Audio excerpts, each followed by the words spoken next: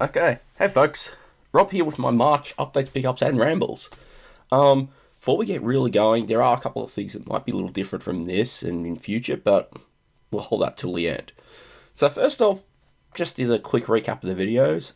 The main gameplays I did this month were the player Spitfire, Dural's World War II horizontal, I guess, sort of arcade simulator, which I liked but felt incomplete. I kind of dug it, but the incompleteness of that game did sort of get to me a bit.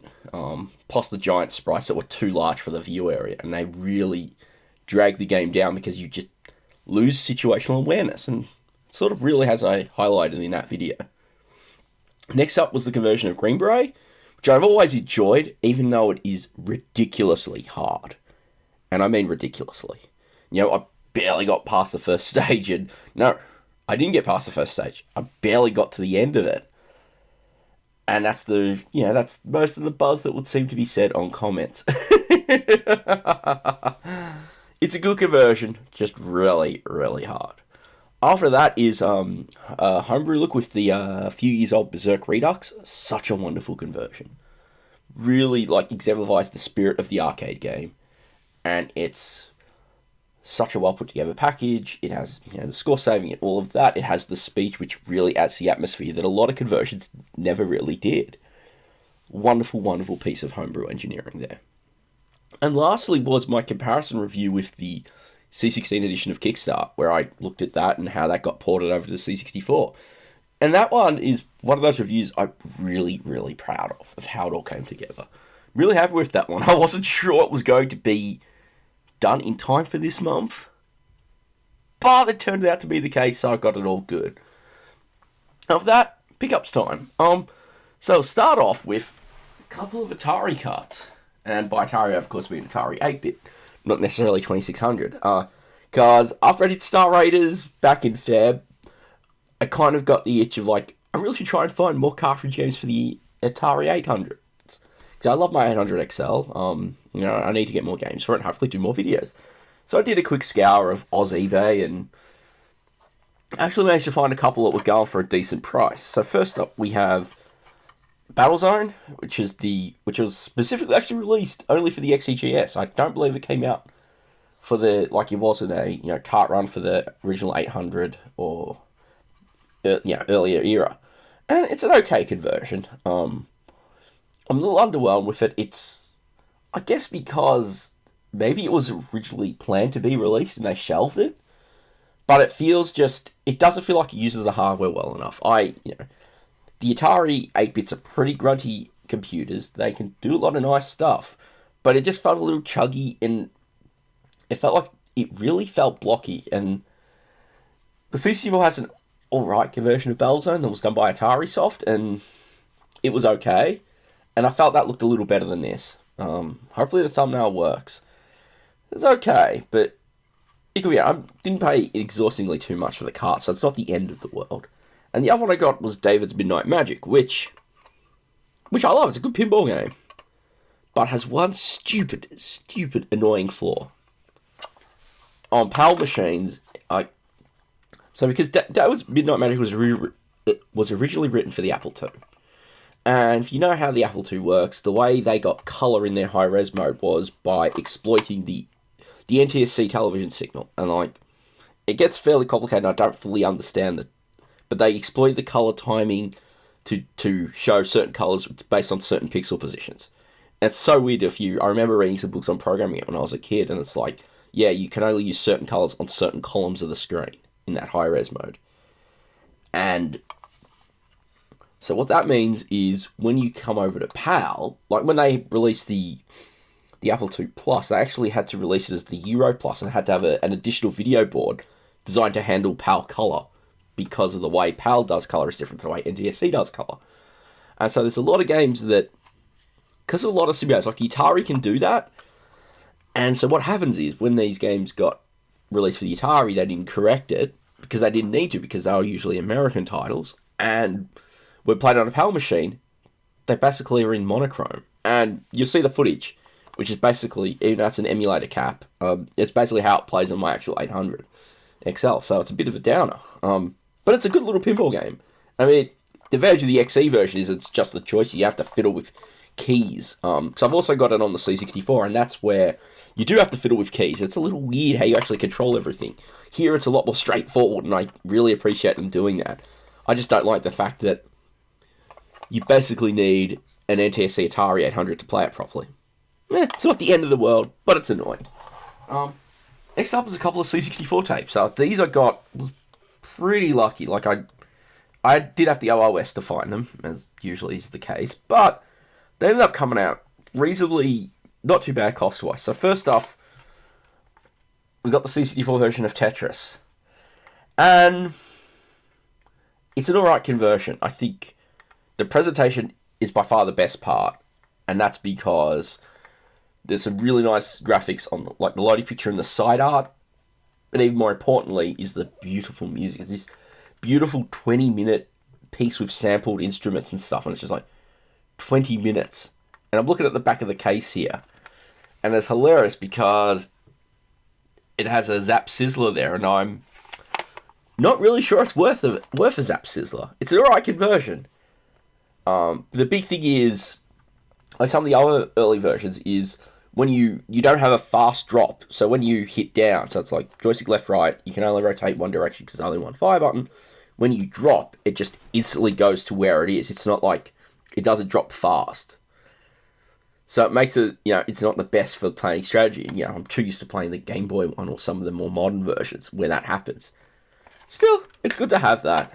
And the other one I got was the conversion of Bionic Commando, which on the 64 side, this is of course the European version. This is one of those games that was actually converted, twice. Once for European market and once for an American market. And as you would expect, bias notwithstanding, the European conversion came out a lot better as it was handled by Software Creations.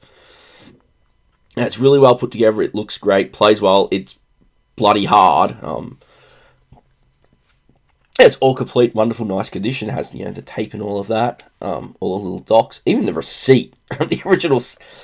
Pardon me, I've been battling a bit of a bug the last few days. Even the original receipt's in there. It's really cool. Wonderful conversion. I mean, I am glad to have a proper copy of this. And then, shock horror, things go 16-bit because I got a bunch of Amiga games.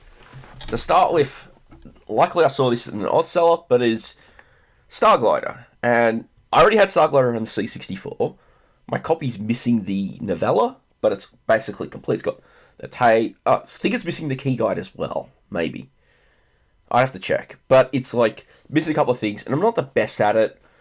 And honestly, the C64 version of Starglider isn't the best conversion out there. It's the team that did it tried to do their best, but it is flawed on a lot of reasons, pushing the hardware that probably really shouldn't be pushed. But I saw this come up, really nice condition, it's all complete, in good condition, and luckily it was a nice seller. I thought, yeah, why not go for it? So, good to have that installed on WHD load. Although it has to be said, it's basically unplayable on my Amiga with WHD load, because I have to fiddle with the caches to slow it down. I never thought I'd say that about an Amiga game. I'm used to that with when you do old PC games, but not Amiga games, man. Alright. And so next up was a lot from a seller. There was a seller who was basically like getting rid of his entire collection, and he'd put like a whole bunch of games in like lots of 5 or 6, and there were 2 lots I wanted to go for. The other one I wanted, actually there's a few more. Damn. Yeah, a few more where the lots were kind of a bunch of games I wanted. But I ended up getting this lot, which I'm pretty happy with. Because, so there are 6 games. I'm only going to show, there were 3 these 3 are the ones I've really wanted. There were other 3 that were sort of like, came with it that aren't great. I mean, let's just say, it includes Crazy Cars. So, yeah, enough said. So first off is Indie Heat, which is basically the follow-on to Super Off-Road. And I looked at the 64 conversion of that quite a long time ago. It's a really cracking racer, and the idea is, being the follow-on, it's sort of a similar thing. You have your players, you drive around courses. This time they're based on courses in the American IndyCar racing circuit, but you have a similar thing where you earn money through winning races, you buy your part upgrades, you got your boosts, Though unlike Super Off-Road, you don't have stuff to collect in the race. It's all only at the end of a race. But you have pit stops. And part of the fun is going in for a pit stop and maybe deciding to try and knock your opponents while they're having a pit stop. Really good conversion, actually. I played this a lot. I actually played this demo of the C64 version as a kid. I actually got this on the 64 as well now. But I played the demo a lot as a kid. And I played a fair bit of this on the Amiga at my cousin's place. And the Amiga version has 3 players, which is a nice addition. I might have to do a comparison of both some point in the future. But good racer, really good to have, all handy. Then next up is Supercars 2. Now, again, I looked at the first Supercars on the 64 quite a while ago. It's a good conversion. Compromise for we have to squeeze it into a single tape load. But it plays well, and a few minor things notwithstanding. The sequel was 16-bit only, and adds a lot. The big thing it really adds is you get 2-player support now, and it does the split screen. They changed the structure of the races to be a little more like the Lotus series, because Supercars, like the Lotus games, was done by Magnetic Fields for Gremlin. And it's a really well put together game, adds quite a lot, so good to have this as well. And, well, speaking of Lotus, there's also the Lotus trilogy, which is basically all 3 games in the series together, which is actually pretty cool compilation. This one that, having all 3 games together, they're all 3 highly regarded games. They're all amazing on the Amiga, and having them all together is actually really cool. Who knows? I mean, I played the first one a lot as a kid on the C64. The conversion was pretty good. And I played 2 and 3 a lot more on the... not really. I played more of 2 and 3 on the Amiga. I only played 1 a few times. I played 2 and 3 more. So having all these is really cool. So I'm actually pretty chuffed about that. Again, more Amiga reviews, which is good because hopefully I can get a chance to actually do some more. This alternating pattern of trying to do 1 a month, I'm kind of liking. So I hopefully try and continue to do that as things go by.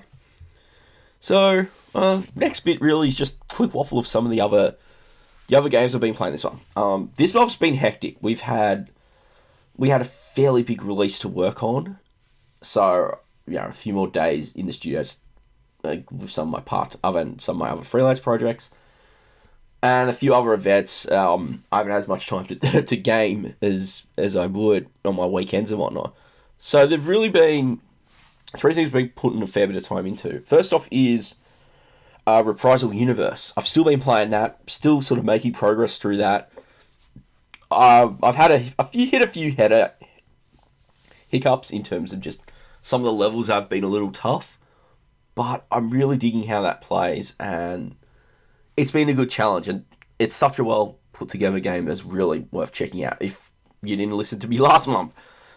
Actually, this month I'll try and put some Steam links in the description so you can at least go check it out. Go look at the trailers on Steam or whatnot. I've also been playing a bit of Nuclear Throne. There's been some good updates to that. That's early access. Again, early access on Steam. They're also going to hit PS4 and Vita when it launches. But right now you can basically get it on Steam. And it's basically a twin-stick shooter that has a lot of procedural landscape generation. And it's set after some apocalypse, and you're a mutant, and you've got one of several mutants, and you basically have to fight your way down to this nuclear front and sort of become the new leader. And it's a kind of weird game, but it's such a good challenge. I've been sort of diving in and out of it simply because I'm waiting for it to be finished. But it's the kind of game where that's not as bad as other games are. You go into early access for some games and you want to hold off just because they've got a lot of richer systems you want to see. You want to hold off mature. This, I guess it's a tighter focus, so you can get away with playing it as it develops. But yeah, I've been digging that. Then there's Captain Forever Remix. And essentially what it is a remix of a little web game from a few years ago. Captain Forever came out 2009, and it was solo project by a chap who goes by the name Farbs, and it was, you basically play a little command module, and you have to basically fight for survival in this weird space universe, and as you fight ships, you can steal their modules as you defeat them. The remix was done by a bunch of other people. They did a nice little deal, and they completely revisioned it in sort of this weird 90s cartoon vibe. And you wouldn't think that works, but it actually does work pretty well. You go through, the gameplay flow changes are different, because now you have, you're basically battling through the solar system. You've got to get to Pluto. So in each system, you encounter various classes of ship, and as you destroy them, you steal their modules. And to move on to the next planet, to warp out, you have to take out a ship of a class that's higher than you. So you start off at the Sun, and you battle, a Class 2 ship. Then you move on to Mercury, battle a Class 3 ship to move off to Venus. And, no. You start at the Sun, but yeah, the idea is you defeat a larger ship, you take the pieces and upgrade to, the next level, which is, more powerful weapons, better armor, better thrusters. And you move on to planets, eventually gets in. I've made it about 4 or 5 planets in before getting defeated. It gets tough. And you've really just got to be good at, as you start getting defeated, and you start losing parts of your ship, to just scramble and get away. Really fun game. And the other one I've started diving into, and I really want to dive more into, is Hand of Fate, which is another Australian-based game. And they came on Kickstarter a while ago, and I backed it, and they hit their full release back in March, and I gave it an install. I've had a good play. And it's sort of, the quick way to describe it is, you've got elements of a collectible card game, elements of a roguelike, and elements of a 3D action brawler. And you go through these levels that are dealt with cards, and it's sort of dynamically like that, and you build up a hand of weapons, items, equipment, and you're fighting this deck builder guy who, I'm messing the plot up, who basically throws in monsters and things like that. So you go through, you have encounters, and sometimes there might be, you explore, find something. Sometimes it's you go into battle and then dives into 3D combat. Really well put together game. I'm glad that that's finally out. It's been doing well, and yeah, good fun with that. So that's everything I've been playing. And lastly, just some little updated newsy things. For a lot of reasons in terms of just doing what I do, I have decided to open a Patreon for the channel. I like the idea of a tip jar, and really is what I consider this to be. The downside of being freelance is sometimes cash does get a bit short, and a lot of that's picked up actually earlier in the month, and I don't think I'll be doing any more for a while, because I'm hit a couple of hiccups with a project that's running a bit late, and milestones can be a pain in the butt sometimes. So yeah, the basic idea is, if you've got a few bucks to spare each month, and you're enjoying what I do, I'll have a link below. You can hop in and contribute a couple of bucks a month, and I do put up the videos earlier just as a thank you, and I'm also going to expand with other stuff. I mean, if I get back to, hopefully I clear a bit of my backlog and I get back to working on some of my own games again, there'll probably be another reward tier as well, things like that. So, as I said, I mean, if you're not interested, nothing's going to change. Every week a vid will still go up, pretty much as it always does. I usually try to be ahead, because I have things like, a couple of weekends ago, I had a friend's birthday, so I was sort of that was a bit of a late night, so I didn't get the chance to do any recording that weekend, or other things like that. So I always try to be a bit ahead when problems come up. And yeah, if you're in a position that that throwing a couple of bucks to someone whose work you're a fan of doesn't offend you, yeah. I mean, if not, if you're not a fan of that, I'm completely cool with it. I think, I'm of the opinion that of supporting people who do things that you like is a good thing, if it means they can continue to do it. There are people whose work I do actively support, and I think, and to me, I see how it really helps. And, for me, like I said, I don't expect this to be lots of money kind of thing. It's mostly to smooth cracks when things go a little wrong. And hopefully, when things start getting a little better on my end, start pulling it towards actually buying some better capture hardware. Because I have actually captured one Amiga gameplay that is in early access, And yeah, composite is not the best output for a machine like the Amiga. But yeah, I know that that's probably going to knock some people off, and I might do a quick vlog with some questions if you have any, just to try and cover things a little more. But yeah, anyway, thanks again for watching. Hopefully it's been, some good picks. I'm hoping to, continue to try and mix things up each month as I, with my reviews as always. I do like trying to do that. Sometimes a little more resources to help is a good thing. So yeah, thanks again for watching. Thanks again for subbing. If you haven't, please do consider it. If you're trying to support me, thanks for that. It means quite a lot. If not, it's all good. Failing that, I'm doing this sort of as Easter weekend gets to going. So have a good Easter. However if it's just a few days off work, or if you treat it as an important religious celebration as it is, whatever you do, I hope it's a good one, and I'll catch you next time.